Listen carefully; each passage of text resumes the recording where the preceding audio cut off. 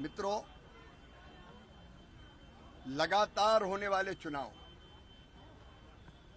अभी आप देख रहे हैं कि पिछले 1.5-2 साल में कितने चुनाव हो गए।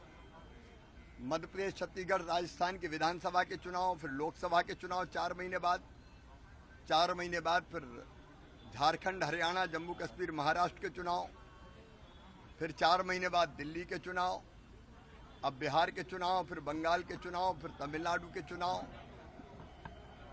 तो हमारे यहाँ 12 महीने 5 साल चुनाव ही चलते रहते हैं।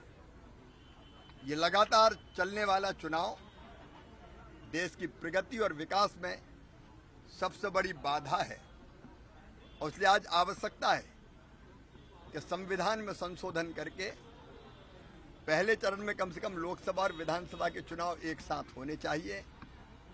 बार बार चुनाव होने से प्रगति और विकास बाधित होता है। आचार संहिता विकास के काम ठप्प कर देती है। दूरगामी निर्णय नहीं हो पाते देश की प्रगति और विकास के। कई बार चुनाव जीतने के लिए ऐसी घोषणाएं जो व्यवहारिक नहीं है वो भी राजनीतिक दल करते रहते हैं। अंधाधुंध अनावश्यक पैसा खर्च होता है, प्रशासनिक काम ठप्प पड़ जाते हैं, और मंत्री, मुख्यमंत्री, सांसद, विधायक सहित अनेकों अफसर सहित अनेकों महत्वपूर्ण लोग जनता का काम छोड़ के चुनाव की व्यवस्थाओं में लग जाते हैं।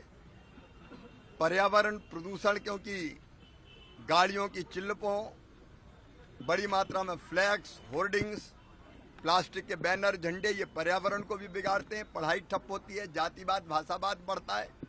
और इसलिए आज आवश्यक है कि संविधान में संशोधन करके एक साथ चुनाव हो। पूरे देश में यह अभियान चल रहा है। आज इस विषय को भी मैंने यहाँ प्रस्तुत किया विद्यार्थियों के बीच और यहाँ के गणमान्य नागरिकों के बीच। और इस समय एक बात के लिए मैं प्रधानमंत्री जी को धन्यवाद देना चाहता हूँ।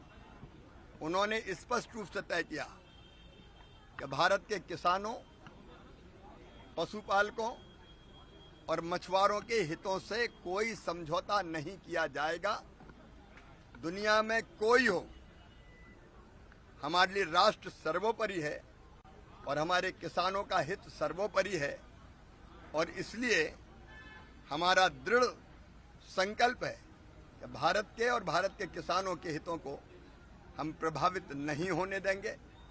अभी जीएसटी में एक बड़ा क्रांतिकारी फैसला किया गया, जिसमें कृषि के उपकरणों पर भी 18 से लेकर 12% तक जो जीएसटी लगती थी वो घटा के 5% कर दी गई। एक ट्रैक्टर पर 23,000 रुपये से लेकर 63,000 रुपये तक कम होंगे। थ्रेसर हो, हार्वेस्टर हो, हैप्पी सीडर हो, अनेकों कृषि यंत्र, ड्रिप के हो, आपके स्प्रिंकलर के हो, वो भी सस्ते होंगे। तो इसके लिए भी मैं प्रधानमंत्री जी को धन्यवाद देता हूं।